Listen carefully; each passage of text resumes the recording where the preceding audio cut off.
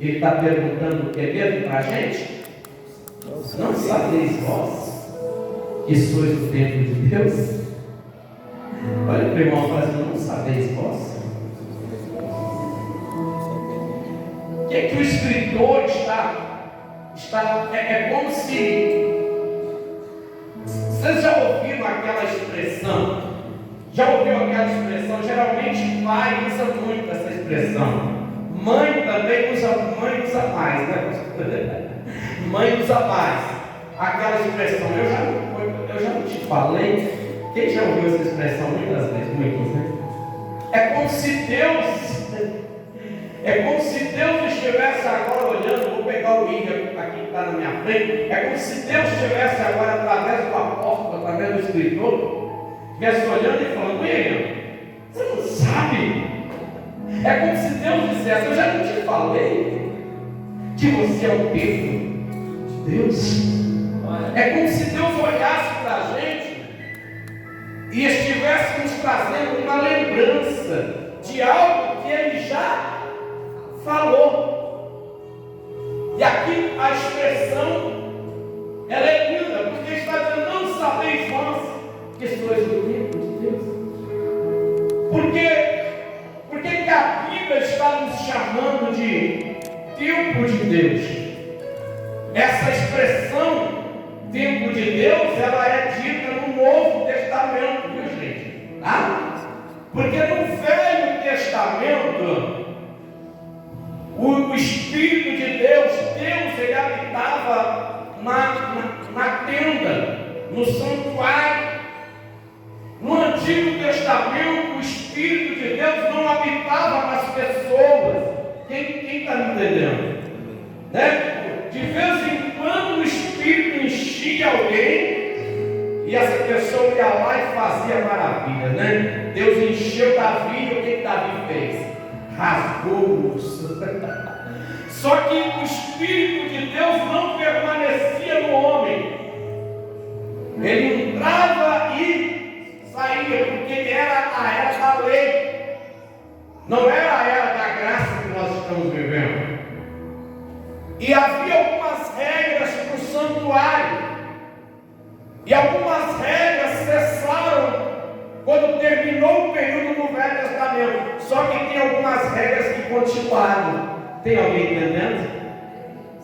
Algumas regras cessaram acerca do templo, mas outras regras continuaram. No Velho Testamento, a Bíblia vai dizer que na tenda aonde ficava a Arca da Aliança, e a Arca da Aliança simboliza o quê? Quem sabe? A presença de Deus. Porque a presença de Deus habitava na Arca. A Arca, todo lugar que a Arca estava, ali estava a presença de Deus. A presença de Deus, ela era visivelmente, posso até usar essa palavra, na Arca, no Velho Testamento. Tanto que o povo de Deus, quando ia guerrear, quando eles iam para a batalha, o que eles faziam? Eles levavam a Arca. E todo lugar que a Arca entrava, eles não precisavam nem lutar, porque a presença de Deus vence qualquer batalha. E Deus, ele deu uma ordem no Antigo Testamento para que a presença dele permanecesse. Deus deu uma ordem. No Velho Testamento, a ordem de Deus falou para os filhos de Arão, Deus falou para os outros.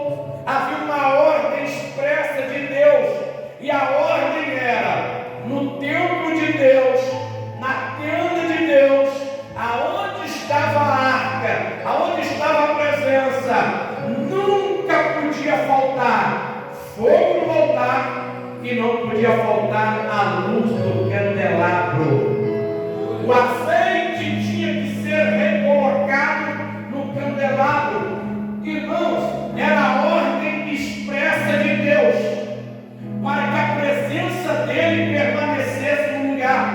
A ordem expressa de Deus é: não pode faltar lenha no altar, não pode faltar brasa no altar, e não pode faltar a luz do candelabro. Tanto que a ordem de Deus era: a lâmpada não pode se apagar. A ordem expressa era: não deixe a lâmpada se apagar. Era a responsabilidade dos sacerdotes, era a responsabilidade dos levitas, era a responsabilidade daqueles líderes, daquelas pessoas que ministravam, nunca nem pensar em deixar o fogo se apagar e nem a lâmpada se apagar. Quando tinha fogo voltado, quando tinha luz no candelabro, Deus manifestava a glória dele. Tem alguém entendendo? Tem alguém entendendo? E a Bíblia vai dizer que o Velho Testamento vai ficando para trás, porque Jesus Cristo vem, ele nasce de uma virgem, ele cresce no lar humilde, e agora aos 12 anos ele já discute a palavra com os doutores da lei. Jesus é o Filho de Deus. Aos 30 anos ele vai ser batizado por João Batista. Após ser batizado, uma voz do céu, aleluia, vai vir, vai confirmar o batismo dele e vai dizer: esse é o meu Filho amado, e nele eu tenho alegria, eu tenho prazer, aleluia. O Espírito de Deus vai conduzir ele para o deserto, e ele vai ficar 40 dias, 40 noites no deserto, jejuando. Satanás, que vai querer confundi-lo, Satanás vai querer tentar contra ele, mas ele, com a palavra, vence o diabo e vence toda hora e vai vencer sempre, aleluia. E agora Jesus, ele vem, ele é pregado numa cruz, e ali na cruz ele entrega a sua vida em favor da nossa vida. Aleluia. O escritor lá do livro de Isaías, ele vai dizer no capítulo 53, né? Quem deu crédito à nossa pregação? A quem se manifestou o braço do Senhor?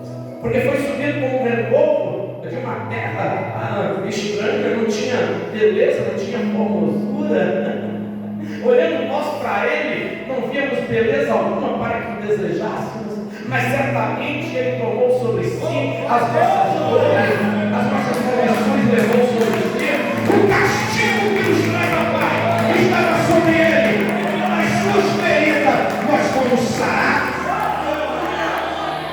Jesus veio, e quando Jesus foi pregado na cruz, iniciou-se um novo tempo. O tempo do Velho Testamento fica para trás, mas com validade. Jesus não anulou o Velho Testamento, entenda isso. Jesus não aniquilou o Velho Testamento, Jesus cumpriu o Velho Testamento, porque o Novo Testamento não anula o Velho, o Novo Testamento cumpre o Velho. Quem está entendendo? Aleluia! É como eu e meu pai e minha mãe. Quando eu nasci, eu não anulei o meu pai e minha mãe. Alguém anulou o pai e a mãe quando nasceu? Não. O Novo Testamento, eu costumo dizer nas minhas palavras, que o Novo Testamento é filho do Velho Testamento. E ele não anulou, ele aperfeiçoou o Velho Testamento. Aleluia! Porque o Novo Testamento é a versão do Velho Testamento melhorada. É como eu sou a versão do meu pai e da minha mãe, porém melhorada. Aleluia! Aonde minha mãe não conseguiu chegar, onde meu pai não conseguiu chegar, eu estou chegando, porque eu sou uma versão melhorada. Quem tem pai e mãe aí, levanta a mão da glória. Então quer dizer, você é uma versão melhorada do seu pai e da sua mãe. Você vai mais do que ele, você vai aonde ele não foi, mas não quer dizer que você anula ele, não é? Tem alguém entendendo? A gente é uma versão melhorada. Eu consigo falar melhor do que a minha mãe, que estudou menos do que eu, mas eu não anulo a minha mãe. Quem está entendendo? Aleluia! Então aqui a palavra de Deus vai dizer que uma ordem era dada, e a Bíblia vai dizer que na época do sacerdócio de Eli, a Bíblia vai dizer que um dos erros gritantes que os filhos de Eli cometeram, sabe qual que foi? Que acabou com o sacerdócio de Eli, acabou com tudo. O primeiro erro que os filhos de Eli, Ofni e Finéias, cometeram foi que deixaram a lâmpada se apagar, deixaram o fogo se apagar. E quando o fogo se apagou, a lâmpada se apagou, o povo se distanciou da igreja, do templo. As pessoas não se interessavam mais. Por quê? Porque a presença de Deus se esvaiou. Quando o fogo apaga, quando a lâmpada apaga, a presença de Deus se esvaia. E o povo começa a perder o interesse. Tem alguém entendendo o que eu estou pregando? Aleluia. Então os filhos de Eli cometeram esse absurdo. E a Bíblia vai dizer que Deus levanta Samuel. E Deus chama Samuel quando a luz estava quase. Está escrito, irmão. Está escrito, 1 Samuel capítulo 3, está escrito: Deus chama Samuel quando a luz está quase. Eu disse? Quase se apagando. Porque eu aprendo uma lição na chamada de Samuel. Que se eu deixar a minha lâmpada apagar, Deus vai levantar outro no meu lugar antes que a lâmpada se apague. Olha para o irmão e fala assim: se você deixar se apagar, para que Deus levanta outro no seu lugar. Aleluia. Então, aperta a mão do irmão e fala: não deixa a lâmpada se apagar. Aleluia. Aleluia. Então, a palavra de Deus vai dizer que eles cometeram um erro gritante. E quando eles deixaram, se esqueceram do fogo, se esqueceram da lâmpada, eles foram para a guerra e eles usaram a arca de Deus como um patuá. Eles usaram a arca como se a arca fosse um objeto de milagre.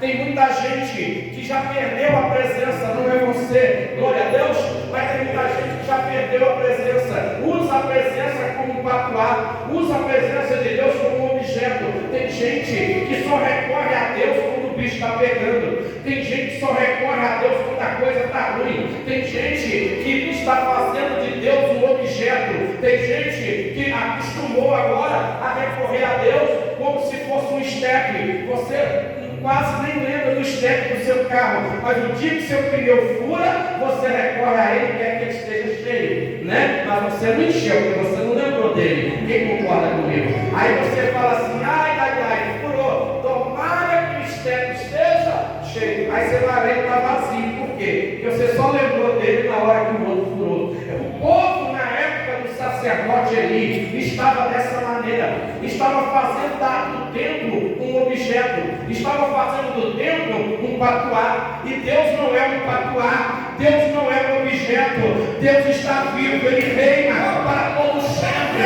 Ele é Senhor da nossa vida, Ele é o Rei dos Reis. Então, por Ele ser o Senhor dos Senhores, por Ele ser o Rei dos Reis, nós não podemos orar a Ele só quando a coisa está ruim. Nós não podemos dar glória só quando o bicho está pegando. Nós não podemos ir para a igreja só quando o dinheiro acaba. Não, buscar a Deus que está vivo, que reina para todo sempre, é saber que Ele é o Senhor da nossa vida.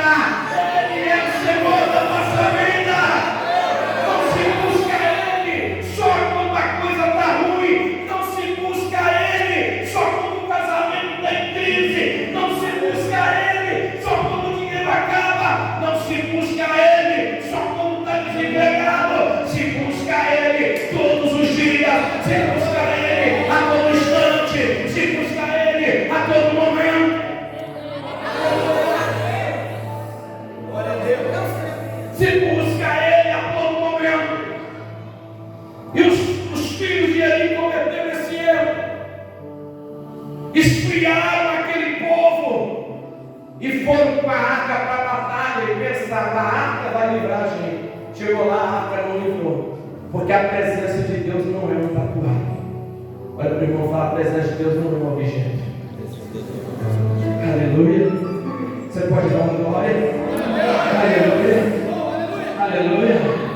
E agora no Novo Testamento, o templo que era um templo de tenda, ou até de pedras preciosas, agora o templo se tornou eu e você. Nós substituímos a arca da aliança. Nós substituímos quando Jesus morreu na cruz. A Bíblia diz que o véu se rasgou de alto a baixo. Não foi uma atitude do homem, foi uma atitude de Deus. Não rasgou de baixo para cima, se rasgou de cima para baixo. Não foi o homem que rasgou o véu, foi Deus que rasgou o véu. E o escritor vai dizer que agora nós somos o templo do Espírito Santo. A presença que habitava na arca agora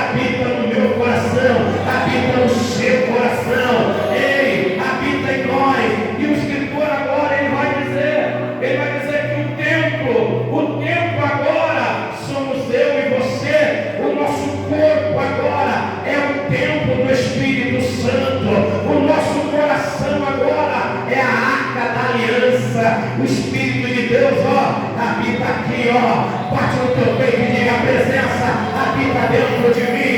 Nós somos o templo do Espírito Santo. Nós carregamos a presença de Deus. Nós carregamos a gloriosa unção do Espírito. O Espírito agora, ele não entra e sai de dentro de nós. Ele mora dentro de nós. O Espírito de Deus, o escritor vai dizer, o escritor de Tessalonicenses, capítulo 5, versículo 19, vai dizer: não apagueis o Espírito, não apague o fogo dentro de você. Aleluia, glória, aleluia, louvado é o nome do Senhor. E agora, como templo do Espírito Santo, como templo de Deus que nós somos, nós temos responsabilidades, nós temos deveres. Por quê? Porque carregamos a presença de Deus. E eu preciso ter essa consciência de que eu sou o templo do Espírito. Olha para o irmão do lado, me ajuda a pegar, diga para ele: tenha consciência. Diga para ele: você é o templo do Espírito Santo. Diga para ele, aleluia. E como templo do Espírito Santo, nós temos responsabilidade. Como templo do Espírito Santo, nós temos deveres para permanecer, irmão. O primeiro dever que eu tenho como templo do Espírito Santo é manter o fogo aceso dentro de mim. A primeira responsabilidade, manter o fogo aceso. Não é responsabilidade da igreja, não é responsabilidade do pastor. Manter o fogo aceso é responsabilidade de cada um de nós. É responsabilidade. Acenda o fogo dentro de você. Para acender fogo tem que colocar lenha. Lenha é a palavra de Deus. Aleluia, aleluia. A palavra de Deus, ela é a lenha. Você quer ter fogo de Deus, mas não lê Bíblia. Quer ter fogo de Deus, mas não lê a palavra de Deus. Quer ter fogo de Deus, mas não lê a Bíblia. Passa o dia inteiro no WhatsApp, passa o dia inteiro no Facebook, passa o dia inteiro no Instagram, passa o dia inteiro no Messenger e quer ser cheio do poder. Fogo de Deus se acende com lenha, e a lenha é a palavra, é a palavra, é a palavra, é a palavra, é a palavra, é a palavra.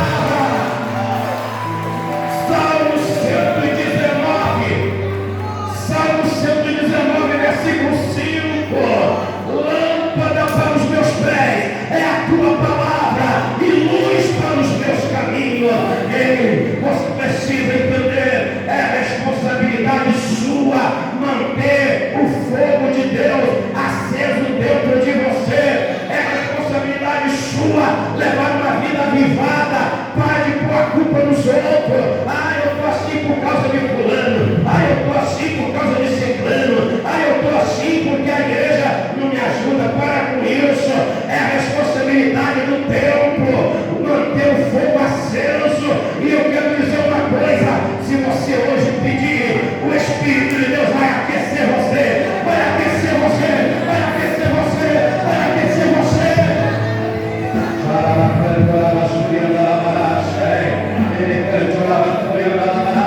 Oh, meu Deus, eu sinto a presença de Deus. É responsabilidade minha falar em língua, é responsabilidade minha me encher do Espírito. E para manter o fogo aceso, eu corto a amizade falsa. Para manter o fogo aceso, eu não frequento certos lugares. Para manter o fogo aceso, eu seleciono minhas amizades. Para manter o fogo aceso, eu corto, eu bloqueio. Para manter o fogo aceso, eu tomo decisões. Olha para o irmão do lado e fala assim: mantenha o fogo de Deus aceso aí. Fala para ele, o fogo de Deus tem que estar aceso.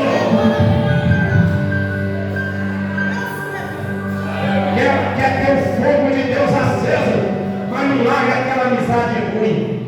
Quer ter o fogo de Deus aceso, mas não larga aquele lugar que Deus não habita. Quer ter o fogo de Deus aceso, mas ainda está agarrado em música profana, música mundana, pornografia e por aí vai. Quer ter o fogo de Deus aceso, mas não muda de vida. Quer ter o fogo de Deus aceso,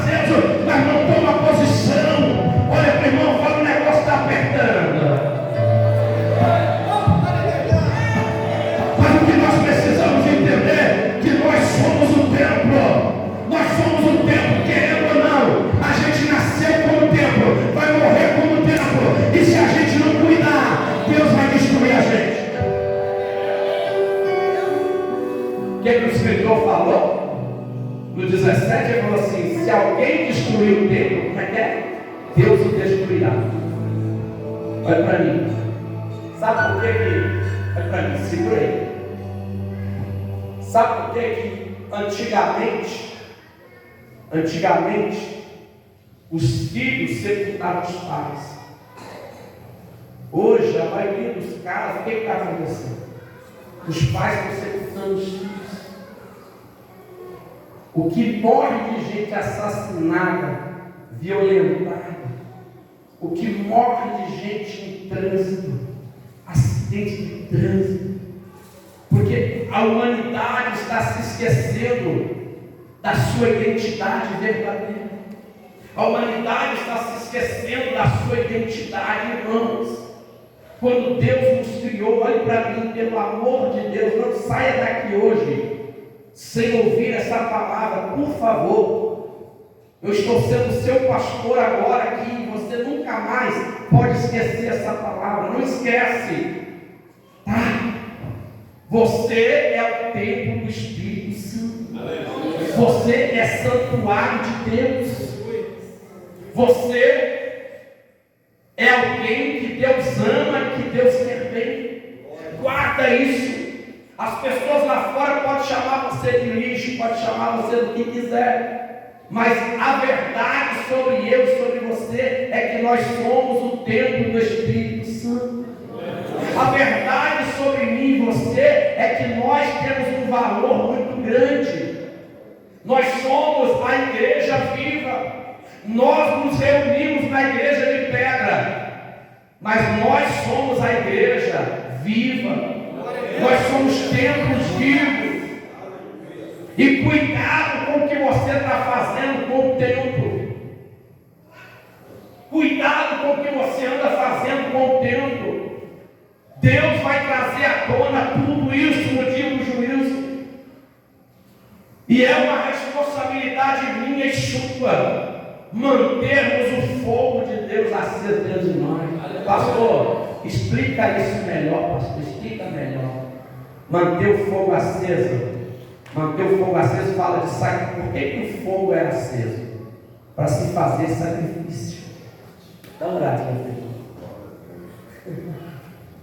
O fogo era aceso para se oferecer sacrifício. Crente que não vive uma vida de sacrifício diante de Deus, sacrifício, renúncia. Irmão, o dia que eu aceitei Jesus, eu perdi mais da metade dos meus amigos. E eles não estão fazendo falta nenhuma, porque eu ganhei irmãos. Essa foi boa. Meu Deus do céu, essa. Que é isso? Eu não imaginava que eu ia falar. Eu perdi amigos e ganhei irmãos. Irmãos, deixa eu falar para vocês. Ser crente, não pensa você que você vai ser crente e todo mundo vai gostar de você, porque não vai. Se você é um crente e todo mundo gosta de você, tem alguma coisa errada aí, porque as pessoas geralmente odeiam crente, as pessoas geralmente não suportam crente, porque crente tudo ele coloca Deus acima. A pessoa fala assim: ó, calorzão, você glória a Deus, hein? Tá bom demais. A pessoa fala: ó, mas que chuvão, você fala glória a Deus, Deus está no controle, porque o crente que está com fogo no altar, crente que está com fogo aceso do Espírito, ele não está preocupado em agradar os outros, ele quer agradar o Senhor. Aleluia! Melhor é agradar a Deus do que aos homens. Então, olha para o irmão do lado, fala, aprenda, fala para ele sacrifício, diga para ele: irmão, é obrigação minha manter a chama do Espírito acesa. Essa responsabilidade não é da pastora, não é do meu filho, não é da minha nora e muito menos da minha netinha. Não, essa responsabilidade de me manter avivado é minha. Quando eu percebo que minha fé está diminuindo, eu corro, eu acordo de madrugada, eu oro, eu coloco os louvores. Quando eu começo a querer duvidar de milagre, irmão, vocês acham que isso não acontece comigo? Eu sou pastor, mas sou gente. Quando eu começo a querer duvidar, eu falo: opa, que negócio é esse? Eu tenho que ter um sensor em mim. Quando eu percebo que minha fé está esfriando, quando é dia de culto e eu começo a querer desanimar, meu irmão, eu corro e falo: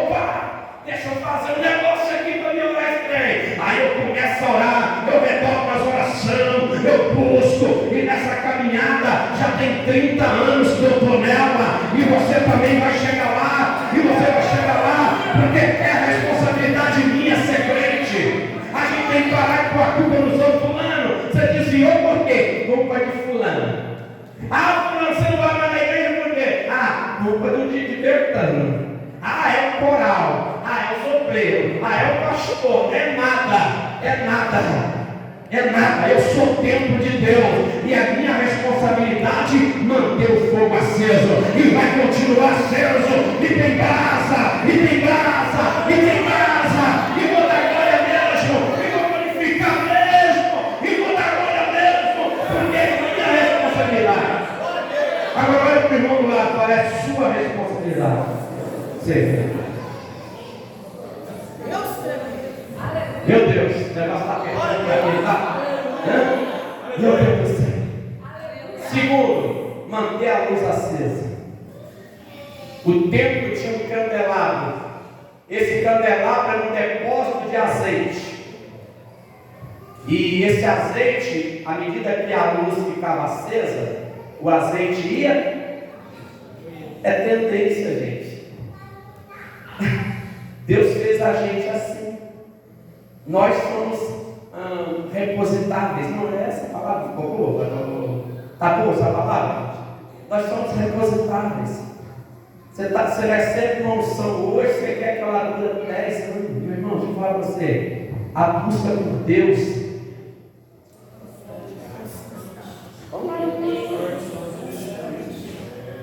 A busca por Deus é todo dia. Oração é todo dia. Louvar a Deus é todo dia. Ei, se esforçar para ser crente é todo dia. Ei, deixa eu te falar. Deus não encheu a gente de uma vez por todas, não. Nós somos, não. Eu acho que essa palavra pode repetir, ficou repositáveis, não? Gente, o professor está ali. Se cair, cai nós dois. Mas brincadeira, mas deu para vocês entenderem, deu, gente? Nós somos assim, irmão, tem que repor. E deixa eu te falar uma coisa, já estou terminando, a gente vai orar. Você sabe como é que é o negócio do azeite? O azeite, para ele existir, para a lâmpada ficar acesa, o azeite passa, prensado, uma prensa de azeite. Meu irmão, ver a luz acesa é bonito, é gostoso ver vocês crentes, mas a gente precisa entender o processo, porque quando eu olho para vocês eu vejo um monte de luz acesa, porque nós somos a luz de Cristo, nós somos o sal da terra, nós somos a luz do mundo. Foi Jesus que falou. Mas deixa eu te falar, para a luz ficar acesa, tem que prensar a azeitona, passar na prensa de azeite para espremer o óleo, e a gente quer dar glória espontaneamente, sem sacrifício. O meu glória a Deus, ele tem um peso. Quando eu subo nesse altar para dar um glória a Deus, esse glória a Deus tem um peso, tem um sacrifício por trás dele, que para dar esse glória a Deus, eu tive que renunciar, eu tive que às vezes suportar, eu tive que atolerar para dar um glória a Deus e ele chegar no céu. Então, aprenda outra coisa, que hoje é nossa responsabilidade manter o fogo aceso do altar. Ei, é nossa responsabilidade ser luz por onde a gente passar. Deus não te chamou para ser terra, Deus não te chamou para ser fofoqueiro,